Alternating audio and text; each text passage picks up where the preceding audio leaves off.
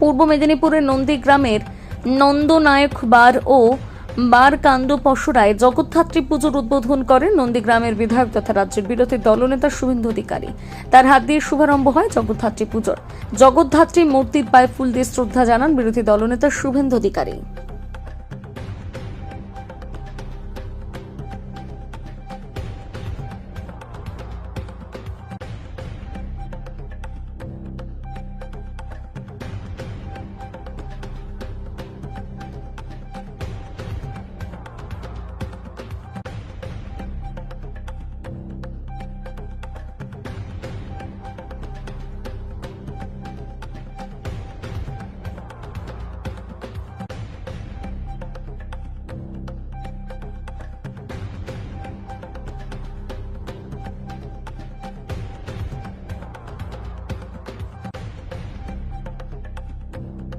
আরতি পুষ্পার্ঘ ধন্যবাদ প্রণাম ধূপ আমাদের হিন্দু সংস্কৃতি অনুযায়ী মাকে যেভাবে শ্রদ্ধা জানাতে হয়, প্রণাম করতে হয়, বন্দন করতে হয়, নমন করতে হয়, আমি করেছি।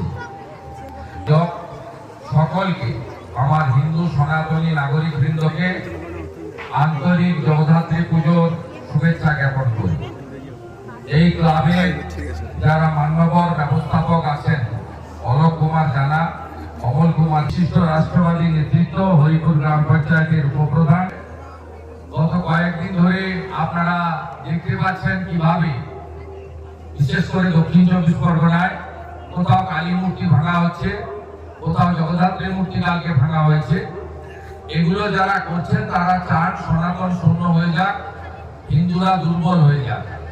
তাই হিন্দুরা যদি ঐক্যবদ্ধ থাকে তাহলে আমাদের ধর্ম রক্ষা, আমাদের সনাতন সংস্কৃতির পরম্পরা, আমাদের ঐতিহ্য এবং গীতায় যে বাণী বলে গেছে ধর্ম রক্ষতি রক্ষিত, এটা আমরা করতে পারব। আপনাদের সকলকে রাষ্ট্রবাদী অভিনন্দন জানিয়ে মাতা জগদ্ধাত্রী সমস্ত বোনকে এবং কন্যাকে রক্ষা করুন। কারণ পশ্চিমবাংলায় আমাদের কোনো বোন এবং কন্যাকে আমরা রক্ষা করতে পারছি না।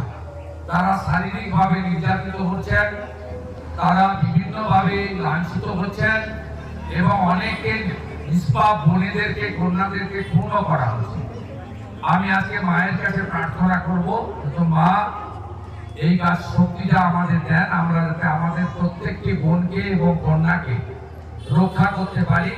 কারণ আমরা কেউ ভারত পিতা বলি না, ভারত মাতা বলি। আমাদের স্বামী বিবেকানন্দ কুমারী পূজা প্রচলন করেছিলেন। আর মাতৃশক্তি নারী সমাজ যদি না আসতো পৃথিবীতে, আমরা কেউ কিন্তু পৃথিবীর আলো দেখতে পারতাম না।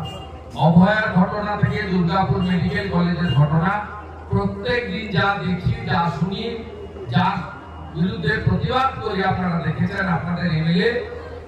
আমি চাই না আর একটাও যেন মেয়ে, বোন বা কন্যার উপর এই ধরনের অত্যাচার হোক। মায়ের কাছে এটাই আমার প্রার্থনা।